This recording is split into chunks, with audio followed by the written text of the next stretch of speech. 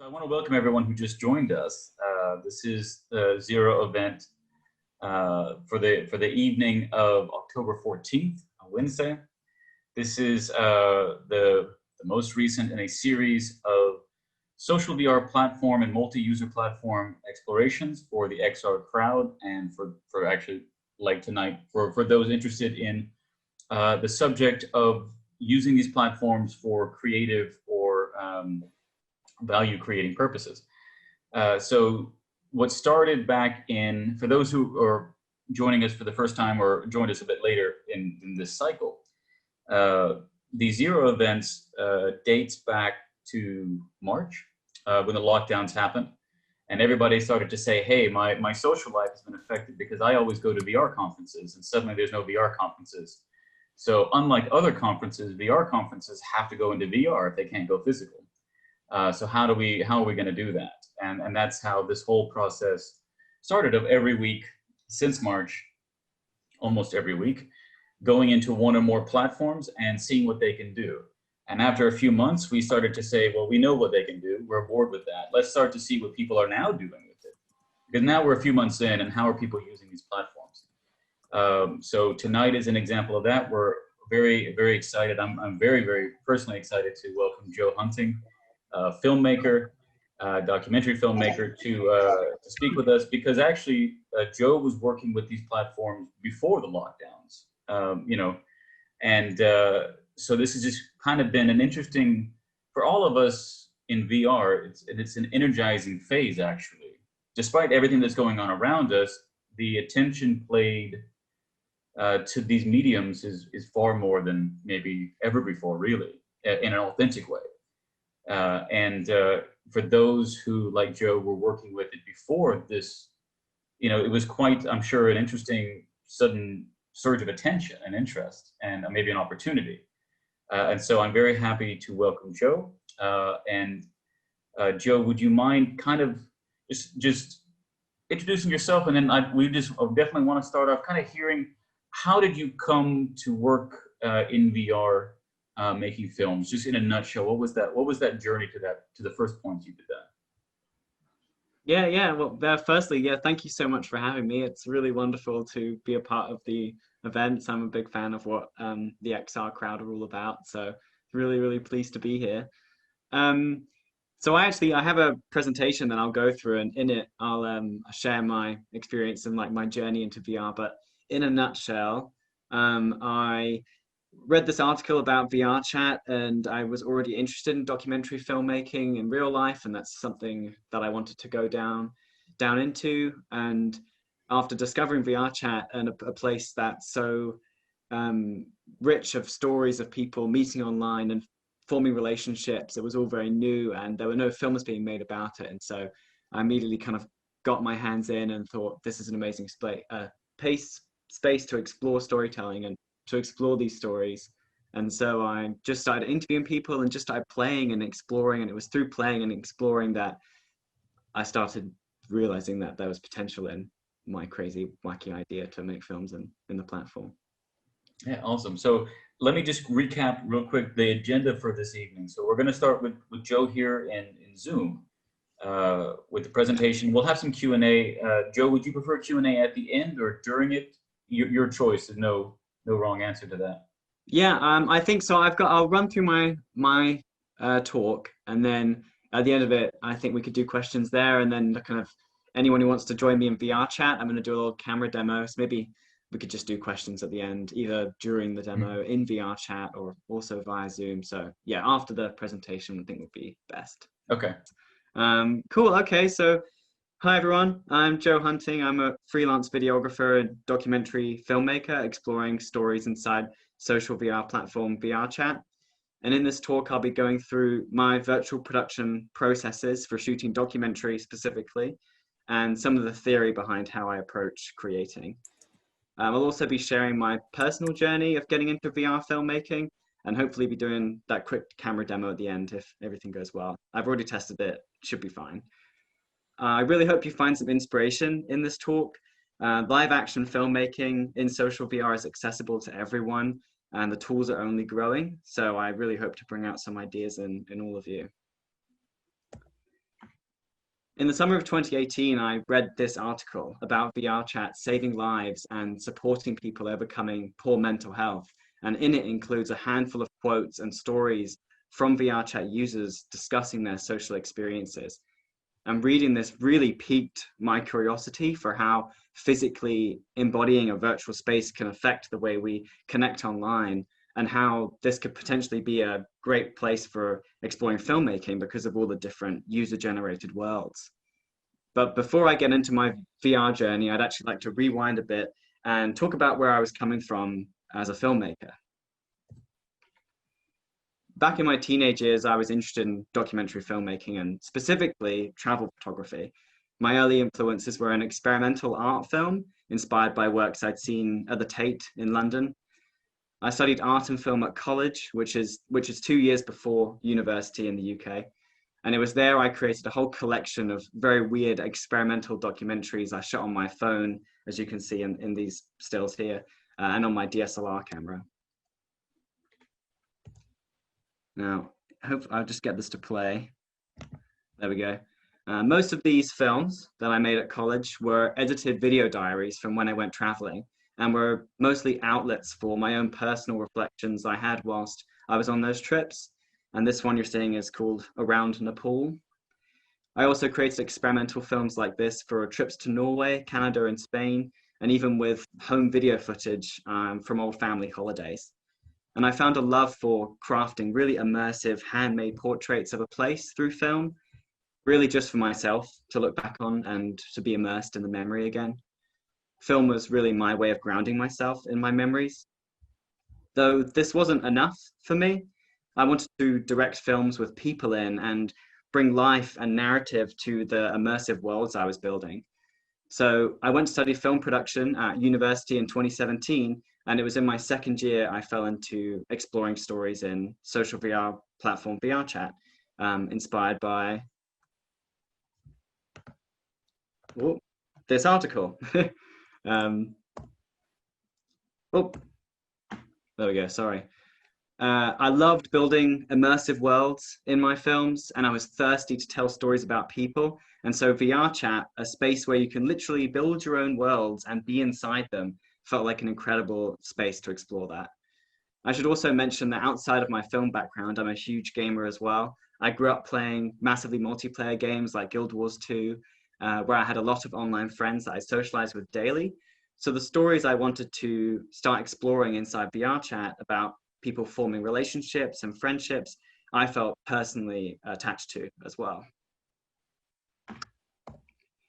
I immediately started interviewing people about their social experiences inside VRChat, just on my desktop PC to begin with. So I didn't have a headset at this point, because in VRChat, you don't need a headset. You can just go on your usual flat screen. And then I just recorded my flat screen via screen capturing. And if you don't know, VRChat is all user generated. So there are thousands of different worlds to explore and interact with. And additionally, all the avatars you see are all user made as well. And all my expectations about social VR being a tangible place to be immersed in with other people and it profoundly affecting the way we connect was all true, and it was all happening. My cinematic interests in documentary lit up seeing the various worlds and avatars, and it was so much fun and so freeing. And the people I met were all inspiring me, and I couldn't stop filming from this point. Through exploring and interviewing various different people for over about 2 months, I stumbled into a few stories which became my first short documentary, A Wider Screen. I created this film whilst working on another real-life documentary as part of my university film course, and all the theory and practices I was learning there, I directly applied to what I was making in VRChat. So this was my first experiment in applying real film theory I was learning at university and approaching a VRChat story with my own personal and poetic style. If you haven't seen it, A Wider Screen follows a few stories, but focuses largely on 2 Shiba dogs who fell in love with each other and were going through this very romantic period, all in VRChat, and they'd never met in real life. And one of my biggest reflections in the making of A Wider Screen was using the community-made worlds to help build character and narrative. This is the trailer, by the way, you're seeing, shows you some of the clips in action from the film.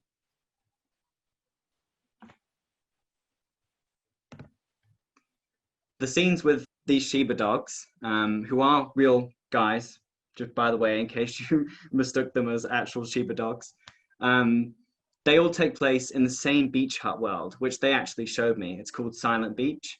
And it's a really big world and has all these nice spots to sit and mingle by a campfire, on beach lounges, in a beach hut, and finally on the bed. And it was kind of by accident that I realized these different spots in this world offered a really subtle narrative to their story. So we had our initial chat by the campfire, and then as the conversation progressed, we moved to the beach lounges and then into the beach hut and onto the bed. So it felt like you'd spend an evening with these characters, and it being the same world with the same lighting, colors, and textures really helped to give their story tone amongst the other scenes in the film. VRChat obviously differs a lot more in aesthetic as well compared to real life. You can visit hyper-realistic worlds or low poly worlds or psychedelic worlds. So I think it's a really powerful tool to be aware of where you're filming your cast and how their virtual avatars are interacting with that space. In a wider screen, I interviewed Noah Robinson, whose avatar, as you can see, is a 3D scan of his real self. And so to complement that, we filmed in a real museum, which was 3D scanned and uploaded to VRChat, which I think worked really well. I successfully crowdfunded for distribution and music rights, and the film toured around festivals worldwide, which was an incredible experience for me, and as I really wasn't sure how it was going to be received. This is me at the screening of the BFI in London as part of London Short Film Festival. And I had a few people ask me over the festivals, how did you animate that? That was a really cool animated film. And I had to explain to them, no, it's live VR. You're a bit misunderstood, which was funny. And I realized that when you're in VR, I think you're very naturally aware that the person you're speaking to has a headset on and there's a real person behind there. But when you're seeing the avatars move in an edited flat screen film, suddenly they just become their avatars. And I think it's very easy to forget that there's real people behind them. And that was actually magic to me. I really loved the uncanniness that you get when you see someone in VR on a flat screen film. And thinking about that idea, I wanted to experiment further with shooting a dance-led documentary about VR dancers with full body tracking. And through socializing and going to various dance events, I ended up meeting this incredible group of VR fitness pole dancers. And I began filming with this community, but again, only on my desktop screen without a headset, because in reality, at this time, I was actually in New Zealand doing a semester abroad. So I was on my laptop. One of these fitness pole dancers was a guy called Arkantos, who you can see on his pole here with his full body tracking on. And he introduced me to the bustling dance worlds of VRChat, one of which was Club Zodiac, which is an organized dance club, and they throw all kinds of shows. And I ended up creating a short documentary about that community alongside the fitness pole group. I got permission from the club's founder, her name's Virgo, to interview the dancers at the club and to film the dance events. And we also set up this group interview, which you can see here, and we were discussing self-expression in VR. And this was surprisingly my most creatively challenging project.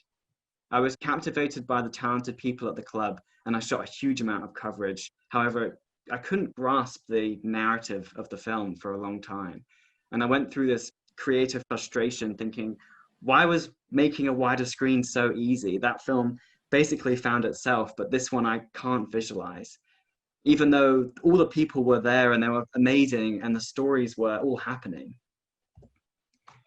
When making a wider screen, I was shooting my experience playing and exploring the platform with not really any planning or consideration for what the cut of the film will be until I started editing.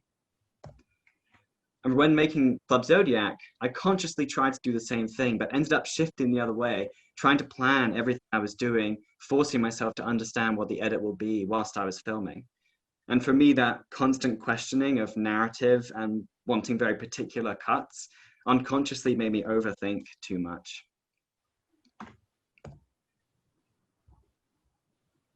I realized this whilst I was editing.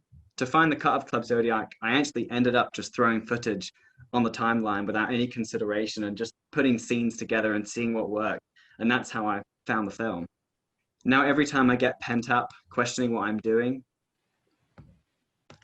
I always remind myself to lean into play and have fun. I think filming in VR, especially, you have to embrace play and fun in your creativity, because part of the VR medium is all about that. The medium literally encourages you to play and have fun. So that's something I really lean into every time I'm making films.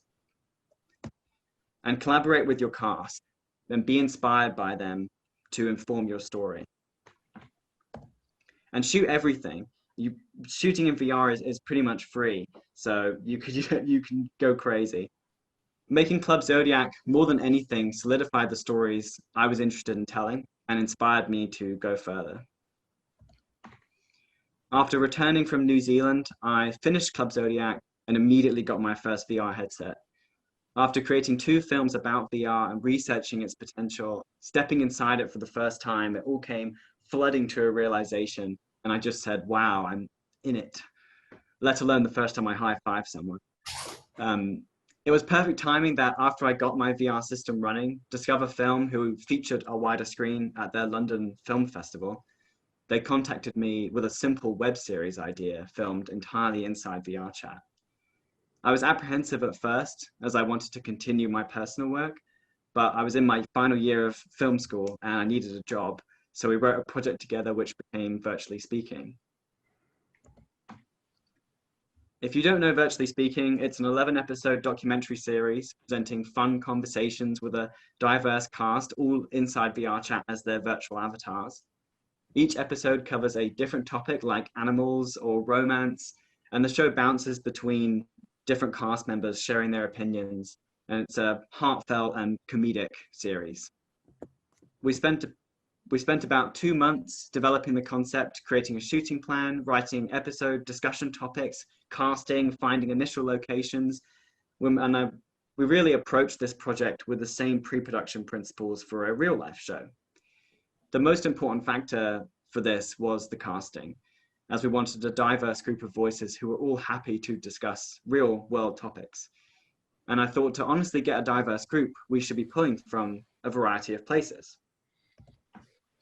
So I sent out this casting call on various different VRChat Discord channels and received around 30 responses, in which I tried to interview everyone. And it was through this casting call I discovered Ollie Man and Cretesmo, who are the monster and the cactus you see on the left, and Lumi, who's on the right, and a couple others. Some I knew personally, like Poplapo. I met her whilst making a wider screen. She ran a great VR talk show that I attended, all inside VRChat.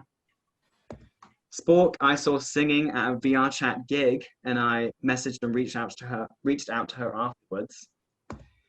And I also scouted in public worlds, because in VRChat, you can go to public, friends, or private worlds. And public worlds, you don't know what you're going to find. And it was a great space to find different cast members. One of my key focuses with casting was casting friends who hung out in VR and were naturally funny to watch together. And Noah and Spencer here are the most dynamic, energetic couple of friends I'd ever met. And I'm so grateful that they said yes to be in the show. I was also constantly casting during production, because I wanted to give each episode a unique voice alongside the core cast. This was the first project I filmed entirely with myself in VR, using the VRChat virtual camera, which you can see in these behind the scenes stills here. If you look on the right, you can see my view there with the camera and some of the monitors buttons as well. And I was going through a dorky alien phase at the time as well, making Virtually Speaking, so don't judge my alien avatar. You operate the camera with your hand controllers, which gives you total freedom to compose your shots. And I'll discuss that more in the camera demo at the end. I use OBS to capture my camera stream, and the audio is simply recorded through where you are in the space. Every interview in Virtually Speaking was filmed in a different location. And in total, I filmed in over 80 VRChat worlds.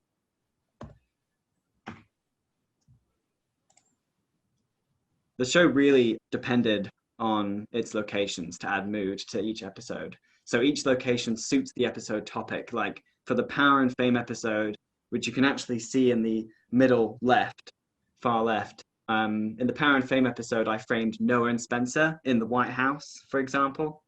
I spent up to 2 hours most days whilst in production, world hopping across the thousands of different user-created worlds, conducting test shoots ahead of every interview. Comparatively speaking to real life or even typical virtual production workflows where you have to build something from scratch, the ability to jump from 5 different locations in minutes was hugely freeing and fun. It was rare that there wasn't a VRChat world for the composition I had in my head. Considering how the avatars interacted with the space was also valuable, but I usually like to lean into play with that one, giving the cast freedom to find their own place in the scenes I gave them. It was actually a 50-50 split of the avatars that I dressed the cast in and the ones they personally had. It was important to me that the cast felt literally comfortable in their skins. So we took the time, a lot of time ahead of filming to find their looks for the show that suited their tone of voice and character. This was also to ensure that we could get the rights to the avatars we were using in the show. From the end of February to the beginning of June, I chatted with the cast almost every day inside VRChat about various different topics, and they were all in different time zones. So I made an Excel spreadsheet to help manage that. Obviously, during that time, lockdown happened. And very quickly, making Virtually Speaking became my only social outlet. And I'm so grateful that I was able to continue working on this project. Lockdown would have been really different without hanging out each week with these amazing cast members.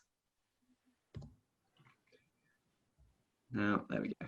My university film course also slowed way down until I graduated in May. So Virtually Speaking became a full-time project because I was having so much fun with it, and I really enjoyed collaborating with Discover Film. Here's the trailer, and you can see some of the scenes I showed earlier in action. I also want to talk about the edit, but I won't spend a huge amount of time talking about all the cuts, but I do want to talk about sound design. Firstly, VRChat recordings capture the spatialized audio. So the first thing you have to do in post is convert that to mono and then to stereo. I wanted every scene to feel immersive and like the characters were naturally there. So instead of capturing the VRChat world sounds live, I recorded only the voices and then built my own atmospheres using free sound libraries. And the effect the Atmos gave to the scenes was as amazing as I expected it to be. It grounded the weird and wonderful visuals into something really tangible. I created the basic atmospheres and effects on my Premiere timeline, which you can see in this image. And then when the cut was final, I passed the audio to a professional mixer who was given to me via Discover Film. And he cleaned it up, added reverb to the cast's voices, and even added Foley, which had an amazing and awesome effect. I'm obsessed with subtlety, so this experiment of adding intricate sound to scenes filmed in VRChat was hugely inspiring to me. For the title music, I knew I wanted to collaborate with Spork of Love. She's also one of the cast members of the show. She has an incredible talent for improv and has a really warm tone that suited the show. We had a Discord call where we jammed out ideas, and Spork improvised 2 incredible songs, which ended up being the final tracks of the show. Because of the pandemic, Discover Film couldn't host their usual London Short Film Festival. So I collaborated with them and world creator Ray Skywalker to host their short film festival inside VRChat, which also was the premiere of Virtually Speaking. Making Virtually Speaking definitely pushed me out my comfort zone, as I wasn't sure what it was going to be in the early stages, and it was my first time editing something episodic and comedic. But now I'm on the other side, I realized it was exactly what I needed to push my directing and cinematography skills working inside VR physically with my cast. And now I'm always looking to continue experimenting and to push myself even further. Additionally, it confirmed to me that social VR can be a really rich place to explore documentary and even fiction storytelling, especially in times like this. And I believe it has the potential to create a new media of films and TV, all created inside social VR. We threw a virtual wrap party after filming Virtually Speaking, where all the cast members met each other. And I got really emotional realizing such a fun journey I'd had whilst chatting with all of them. So here's some pictures of me hugging all the cast. The best thing about my documentary work is the people I meet. If you love the people you're filming, you can't go wrong. That's my physical talk over. I really hope you found some inspiration in that. And now I'll jump into VRChat and we can have some questions and I can run you through the camera that I use and some of the new camera tools that have become available since making Virtually Speaking and since doing these projects. Thank you very much for listening to that. Thank you, Joe, very much. I think from all of us. Right. Thank you so much. You're looking through the basic VRChat camera still, and if you look at it closely, there's no depth of field in this. It's just one straight depth. There's no depth to it, and it's just one lens. You can't change the lenses on these cameras at all. But there is new cameras coming in, which I'm here, Rick, if you don't mind, I'm going to demonstrate on you. And you can see him holding in my hand. From your perspective, Rick, I'm holding a giant camera now. People on Zoom, you should be able to see Rick. And in this camera, I can shift focus and really create depth in the avatars. So you can see there's a really nice depth of field on Rick now. Oh, yeah. And I can really take advantage of all those kind of cinematic applications that you use in real life filmmaking with cinematography and apply it to, oh, I didn't mean to jump, in scenes in VRChat. So I can focus pull like this. This is a camera made by a member of the VRChat community. He is kind of specialized in making cameras. I'm going to change to my photo camera and you should be able to see my perspective. Is that working? Yep, Yes. that works. Yep. Great. Okay. So you can see my camera here. You can see I'm on like an f2.8 aperture and 12mm lens. And then I can open up. I like this so much. I really like this so much. That's advanced. Mm-hmm. So I'm going to switch to my stream camera again. Oh shit! Yeah, really. This is great. There you go. And if you're interested to get involved with this kind of new technology, it's still in development, but please reach out to me and I can explain how to use it. It's not something that's built in VRChat natively. Hopefully it will in the future, but it's still very much early days in this. But I think it's an amazing example of what's to come with filmmaking, and it's so inspiring. I can also put a drone. So I've actually set a drone up now, which people on the Zoom can see. I'm kind of flying out, but you can still hear me. And I'm actually going to I put a pivot point in the center of, oh no, you can see it. I put a pivot point where my hand is, and I can get the camera to track that pivot point, and then I can do these really, oh, that's not in focus, hold on. I can do these really nice cinematic movements around. Here you go. Yeah, look behind me, Pablo. Hold on. It's moved over to your left. I've actually lost it personally. Up there. Yeah, okay, it's right above me now. Yeah, here it is. Okay, there you go. But here, let me change to my photo camera so people on Zoom can actually see my perspective. So you can see the camera there, and I can move it with my thumbstick. Coming in. So I'm moving this camera all with my thumbstick, and it's tracking this pivot point.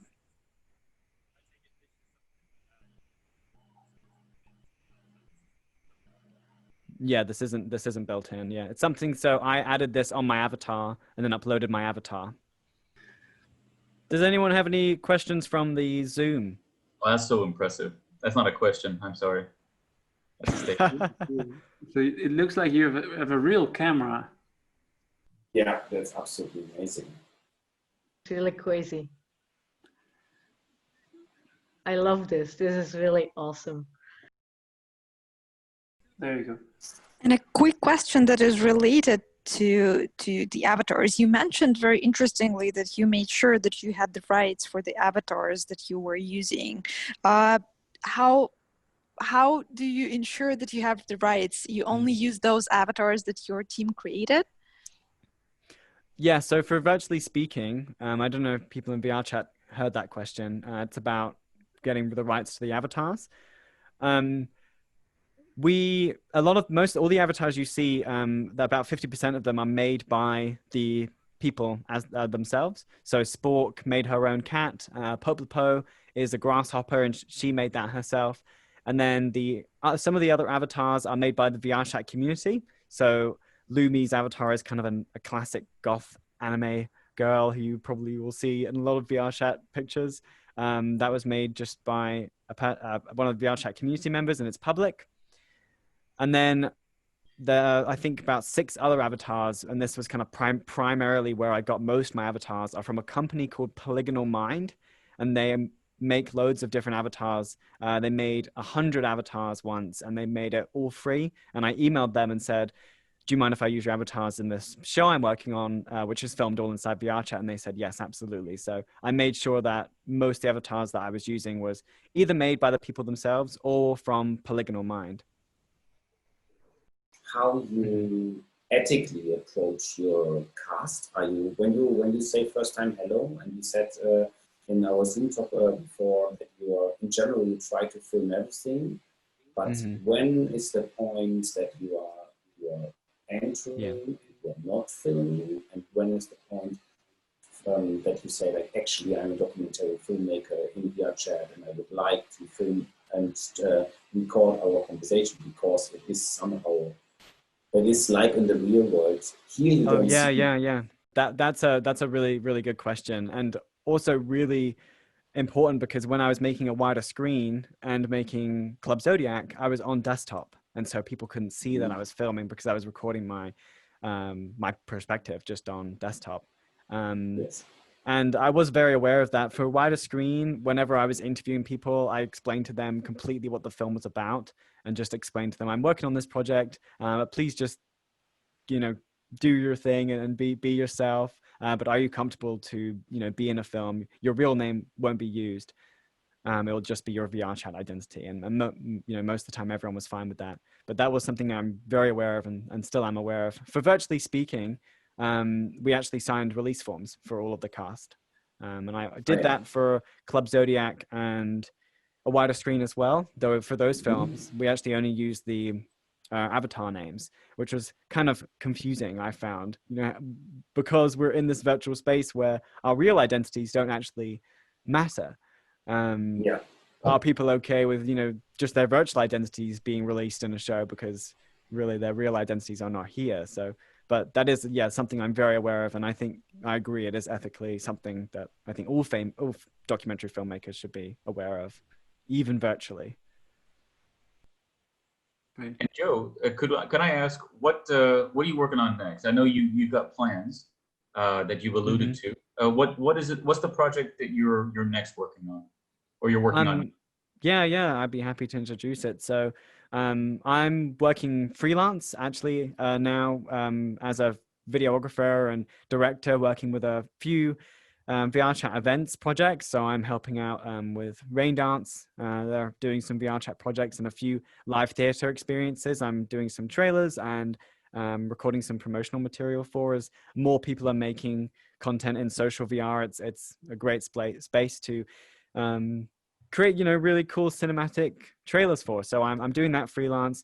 And then whilst I'm doing that, I'm also in production for a longer feature film documentary that I'm personally exploring, following various different VRChat communities and individuals, kind of exploring love and friendship and self-expression. And I'm taking much more influence from a wider screen and Club Zodiac for this project, rather than virtually speaking. Kind of imagine those two films mushed together and into a feature, perhaps, is what I'm developing. Kind of a time capsule of what social VR was all about before it inevitably grows into something much bigger. How do you do So that? how is it with setting lights? I have recently done for the first time, as I have a professional DOP background, and then I switched somewhat to directing, but the DP is still in my system.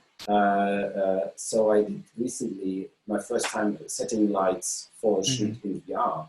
So have you worked with DOPs, or that they are setting up lights, or are you tweaking the worlds, or as normally the documentary filmmaker is working with what is there and finds the right position for the cast and for yourself and for your camera. But you have to consider to work in a team, that you have light people and so on and so on. Yeah. I'm a filmmaker, just as you say. I like to find a place and then work with what's there and film it observationally and have it as realistic and authentic as possible. I have definitely considered working with DOP. Yeah, and it's also an option because we're in VRChat. I could make my own world specifically for the scene that I want to create. I haven't really had the opportunity and time to really delve into that, but that is something I would like to explore. Yeah, for sure. Though I've grown to really enjoy, especially using this new camera, self-shooting and cinematography. But for more ambitious projects, I do have a few friends that are second cameras to me now. There was a project that was shown at, I don't know if anyone went to the LFF Expanded, but there's a project shown there called Antigone. And it's a feature film, and it's shot not in VRChat, not in their own social VR platform, but it's filmed entirely inside social VR with, like, I think maybe a slightly global cast. And I think in that regard, having their own social platform and doing their own virtual production inside it, having a gaffer there with complete control, would be super useful. VRChat, I think, it's tough because you're going through all these different public worlds and they all have their own lighting. So it's tricky to be able to control that. Absolutely, something that amazed me, and different lenses as well, like capturing the depth and having these, I think, adds really a lot of kind of brings the cinematography. So I'm very excited to see that, because previously we were considering VRChat and I saw a lot of people doing the streaming from there, but I haven't seen it something that would really impress me. And today, Joe, thank you so much, because I was really impressed with the new features and looking forward to playing more with that, because I really like the VRChat aesthetics in a way. Oh, good. Yeah. Well, I'm so pleased that I gave you some inspiration. I think, VRChat is a really upcoming platform for a lot of creativity. And it has been for a long time, but definitely for cinematography and filming and capturing events and putting on events. I think it's really absolutely, and I will definitely watch your films. So thank you so much for this evening. Yeah, you're very welcome. Thank you so much for coming. It's been a real pleasure. And anyone else who's leaving now, thank you very much for listening. I hope you enjoyed it. Thank you everyone for tonight. Thank you, especially Joe. Thank you for all your time, your patience, and generosity. And looking forward to hosting you again for the Karma thing and here in Turkey. But I mean, I think you'll be getting questions from me and others who now, we're thinking to do things in VRChat and now have, much more excitement to do so. So thank you again, and thank you everyone for attending this evening. Thank you. And it feels so much more real to have this Zoom session with you as a 3D avatar instead of a video camera.